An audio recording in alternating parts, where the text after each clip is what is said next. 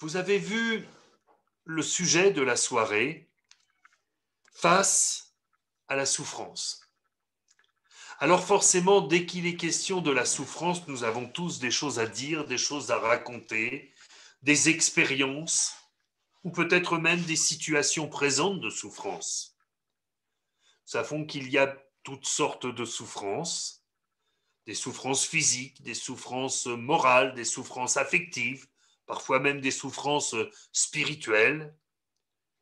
Et si il y a un livre de la Bible qui nous permet de comprendre la souffrance et d'en comprendre les mécanismes, c'est bien le livre de Job. Alors, je sais que les Minitel n'existent pas, mais on va taper Job 36,15. Job chapitre 36, verset 15. Et on va lire jusqu'au verset 24. Mais Dieu sauve le malheureux dans sa misère, et c'est par la souffrance qu'il l'avertit. Il te retirera aussi de la détresse pour te mettre au large, en pleine liberté, et ta table sera chargée de mets succulents. Mais si tu défends ta cause comme un impie, le châtiment est inséparable de ta cause. Que l'irritation ne t'entraîne pas à la moquerie et que la grandeur de la rançon ne te fasse pas dévier.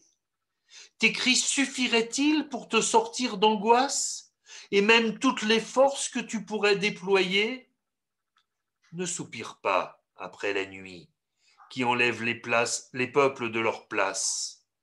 Garde-toi de te livrer au mal, car la souffrance t'y dispose. Dieu est grand par sa puissance. Qui saurait enseigner comme lui? Qui lui prescrit ses voies? Qui ose dire « tu fais mal » ? Souviens-toi d'exalter ses œuvres que célèbrent tous les hommes. Amen. Il y a des questions que nous pouvons nous poser bien légitimement quant à la souffrance, que je pourrais résumer en 3 questions majeures. À quoi sert la souffrance? Comment réagir face à elle? Quels en sont les pièges?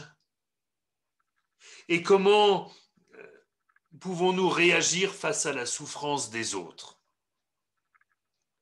Tout d'abord, à quoi sert la souffrance?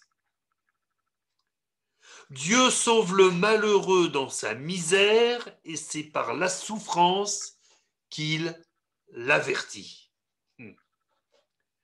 La question d'à quoi sert la souffrance, Jérémie l'a déjà posée au chapitre 15 au verset 18. Il dit « Pourquoi ma souffrance est-elle continuelle ? Pourquoi ma plaie est-elle douloureuse et ne veut-elle pas se guérir? Serais-tu pour moi comme une source trompeuse? Comme une eau dont on n'est pas sûr ?» Jérémie avait une souffrance qui était prophétique pour son peuple. Mais nous, en l'occurrence, quand nous souffrons, rares sont les situations où notre souffrance est prophétique. Mais nous voyons par le verset que nous avons lu que le Seigneur nous avertit par la souffrance. Par exemple, la brûlure nous avertit de la source de chaleur qui brûlerait notre peau. On imagine bien une maman qui explique à son petit enfant de ne pas mettre les mains sur la porte du four. Ah, on a tous vu ça, la maman, elle approche la main du petit pour qu'il sente la chaleur mais sans se brûler. Elle dit, attention, c'est chaud. Et le fait qu'il sente la chaleur, qu'il imagine déjà la douleur, l'avertit afin qu'il ne commette pas cette faute et qu'il ne se brûle pas gravement les mains. Vous savez qu'il y a une maladie qui existe, qui est une insensibilité à la douleur. C'est un grave handicap. Dieu merci, il y a très peu de gens qui en sont atteints, Mais ceux qui sont insensibles à la douleur doivent avoir en permanence avec eux un auxiliaire de vie. Parce qu'ils se coupent, ils ne sentent rien. Ils pourraient se vider de leur sang sans s'en rendre compte. Ils pourraient se mettre en grave danger sans en être avertis. La douleur est un avertissement. C'est une première lecture de ce texte. Mais il y a peut-être aussi une lecture un peu plus profonde. C'est que la souffrance de Christ est un avertissement pour sauver notre âme. Ésaïe 53,3 nous dit qu'il est l'homme de douleur, habitué à la souffrance, semblable à celui dont on détourne le visage. Et un peu plus loin, au verset 10, la parole nous dit « Il a plu à l'Éternel de le briser par la souffrance ». Cette souffrance voulue de Dieu est un avertissement pour nous. Aujourd'hui, on nous explique que tout ce dont la Bible nous met en garde, que tout ce que la Bible appelle péché et voire même péché d'abomination, c'est pas si grave, c'est normal, c'est quelque chose qui n'est pas condamnable. Je suis toujours très étonné quand j'entends des conseillers conjugaux dire à un couple qui va mal, eh bien écoutez madame, prenez un amant, monsieur, prenez une maîtresse, ça va réveiller votre amour l'un pour l'autre. Je ne sais pas ce que ça va réveiller, mais je pense que ça va surtout réveiller des souffrances pour le coup. Et ça, certainement que ça n'arrangera pas les choses.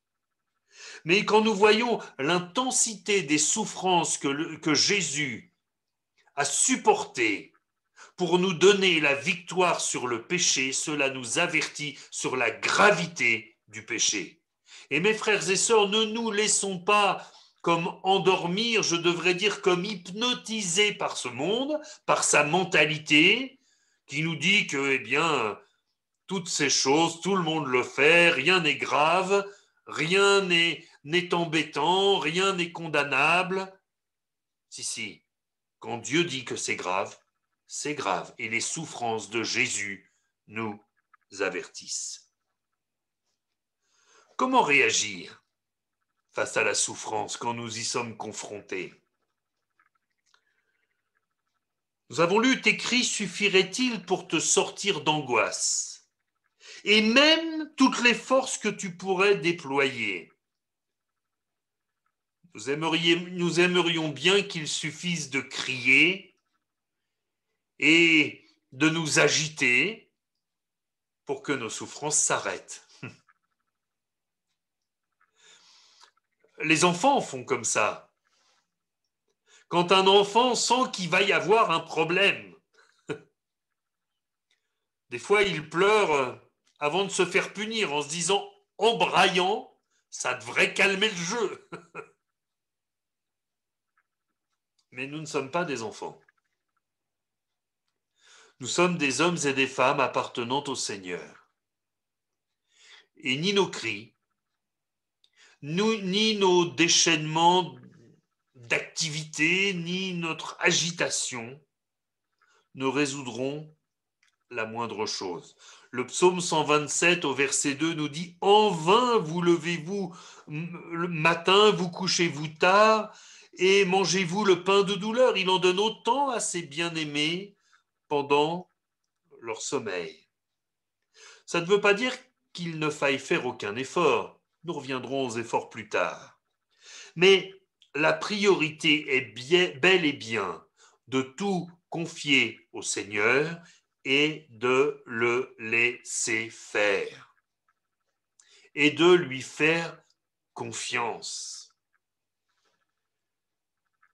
Dans l'Épître aux Éphésiens, au chapitre 2, au verset 8, Paul écrit, il nous rappelle que c'est par la grâce que nous sommes sauvés, par le moyen de la foi, que ça ne vient pas de nous, que c'est le don de Dieu, que ce n'est point par les œuvres, afin que personne ne se glorifie.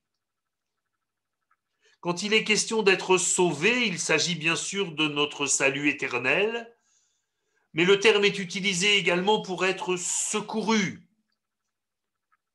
L'agitation et la perte de maîtrise de soi, que parfois la souffrance engendre, ne nous secourent pas. Mais la foi dans le Seigneur Jésus nous secourt toujours. La foi dans le Seigneur nous secourt. Connaissons ce texte d'Ésaïe 30,15.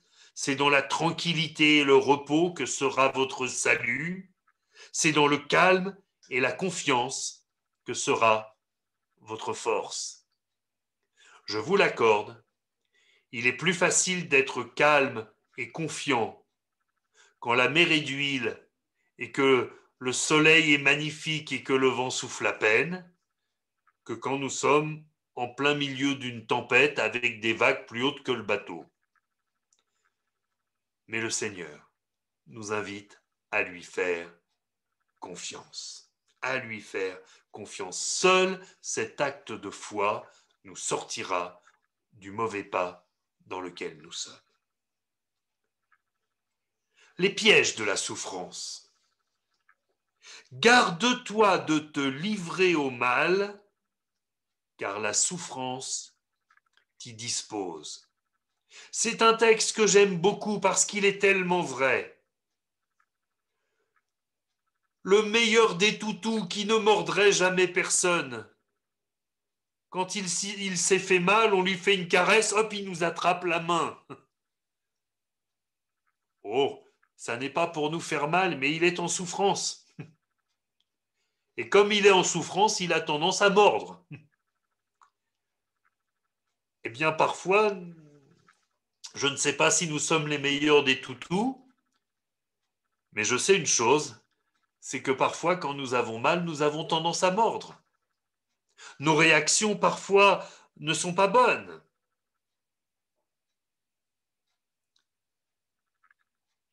Parfois, les gens qui souffrent deviennent méchants. Souvent, les gens méchants sont des personnes qui souffrent. Je ne dis pas toujours, hein. Ils sont vraiment mauvais. Mais souvent, les personnes méchantes sont des gens qui souffrent. Revenons à la dimension de l'effort. Nous connaissons le fruit de l'esprit de Galates 5, 22. Le fruit de l'esprit, c'est l'amour, la joie, la paix, la patience, la bonté, la bienveillance, la fidélité, la douceur, la maîtrise de soi. Bon, là, il n'y a pas d'effort à fournir. C'est le fruit de l'esprit dont nous sommes le temple. Alléluia. Mais Pierre, qui est un expert de ce sujet, nous dit, 2 Pierre 1,5, à cause de cela même, faites tous vos efforts pour joindre à votre foi la vertu, à la vertu la connaissance, à la connaissance la maîtrise de soi, à la maîtrise de soi la patience, à la patience la piété, à la piété l'amour fraternel, à l'amour fraternel la charité. Pourquoi est-ce que je dis que Pierre est un expert ? Parce que souvent ces paroles ont dépassé les limites. Seigneur, je te suivrai jusqu'à la mort. Le coq n'aura pas chanté 2 fois que tu m'auras renié 3 fois. Pierre, il sait qu'il a parfois une nature qui déborde. Et il sait que bien sûr, il y a l'action du Saint-Esprit sur sa vie, mais qu'il a aussi besoin de veiller sur lui-même. Il a aussi sa part à faire. Et bien sûr, quand nous souffrons, bien sûr que le Seigneur nous vient en secours si nous le lui demandons, si nous voyons que nous avons tendance à mal réagir parce que nous allons mal. Nous lui demandons son secours. Seigneur, viens m'aider, afin que je ne réagisse plus comme ça, que je n'envoie pas balader des gens qui sont bienveillants avec moi. Aide-moi, Seigneur, à rester un bon frère, une sœur agréable. J'allais dire une bonne sœur, je me suis repris. Et le Seigneur nous aide. Mais parfois nous sentons, parce que nous n'allons pas bien, l'irritation qui monte. Et si nous pouvons compter sur le secours de Dieu, nous avons aussi notre part à faire en tenant notre âme en bride, en tirant un peu sur les rênes, vous voyez, genre doucement bijou. Rue pas dans les brancards.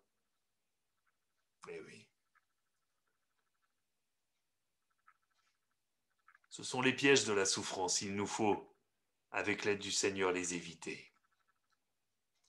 Et puis, face à la souffrance des autres, comment peut-on réagir? Le plus difficile, c'est quand la souffrance a été provoquée par une faute. Nous sommes tellement prompts à juger. J'ai bien souvent entendu, et peut-être l'ai-je dit moi-même et que le Seigneur m'en pardonne si je ne lui ai pas demandé pardon pour une situation particulière, mais parfois j'ai entendu des gens qui disaient « Oh là là, le pauvre, il vit ça, c'est dur. » Et puis oui, bah, il l'a un peu cherché quand même. Hein. Bah, il souffre, mais il a joué, il a perdu. Sous-entendu, c'est un petit peu bien fait quand même. Il l'a cherché, il l'a trouvé. Je veux juste vous dire que j'ai jamais entendu le Seigneur Jésus tenir de tels propos. Dans Jean chapitre 11, on connaît cette réponse magnifique de Jésus à cette femme prise en flagrant délit d'adultère. « Je ne te condamne pas non plus. Va et ne pêche plus. » Jésus redéfinit le cadre acceptable pour que cette femme sorte de sa souffrance et ne fasse plus souffrir autour d'elle, tout en la traitant avec respect et sans reproche. Waouh! Nous avons tellement encore à apprendre du Seigneur Jésus. Il lui dit pas ce que tu as fait, c'est pas grave. Au contraire, il lui dit ne pêche plus. Tu es sorti du cadre et le cadre, c'est de ne pas pécher. Mais il lui offre sa grâce, sa miséricorde, son affection. Je citais cet exemple tout à l'heure face à une foule qui était perdue et qui avait besoin de guérison. Jésus vit cette grande foule et fut ému de compassion pour elle, et il guérit les malades. C'est-à-dire qu'il y a le sentiment de compassion, l'émotion de voir ces gens tellement affaiblis. Et puis, il y a la prière pour qu'ils soient secourus, pour qu'ils soient secourus. Et puis, il y a ceux qui font comme si tout allait bien et qui vont mal. Ceux qui affichent leur assurance et qui en réalité n'ont plus aucune certitude. Ceux qui sont en souffrance spirituelle. Et je pense à ce jeune homme riche, rempli de lui-même, cachant sa pauvreté spirituelle derrière une forme d'arrogance. Mais j'ai fait toutes ces choses depuis ma jeunesse. Je te jure, j'ai tout bien fait.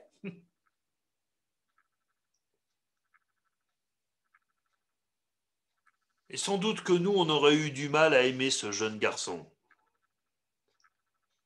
Il est quand même un petit peu tête à claque, hein, à venir se vanter qu'il a tout bien fait. Mais Jésus ne l'a pas appelé tête à claque. Jésus, l'ayant regardé, l'aima. Et il lui dit, il te manque une chose, va avant tout ce que tu as, donne-le aux pauvres, et tu auras un trésor dans le ciel, puis viens, et suis-moi.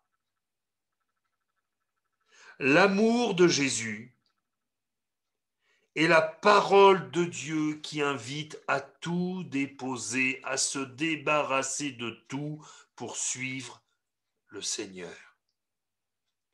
C'est ça les réponses que nous devons apporter face à la souffrance des autres. Redéfinir un cadre acceptable, sans reproche, agir avec compassion, aimer et ramenés à la parole. Alors, mes frères et sœurs, soyons de bons compagnons avec ceux qui souffrent. Et si ce soir nous sommes en souffrance, peut-être ne nous sommes-nous jamais posé cette question.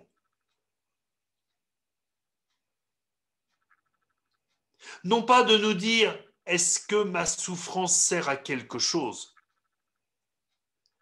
Mais peut-être de poser la question, Seigneur, Seigneur, de quoi veux-tu m'avertir? De quoi veux-tu m'avertir?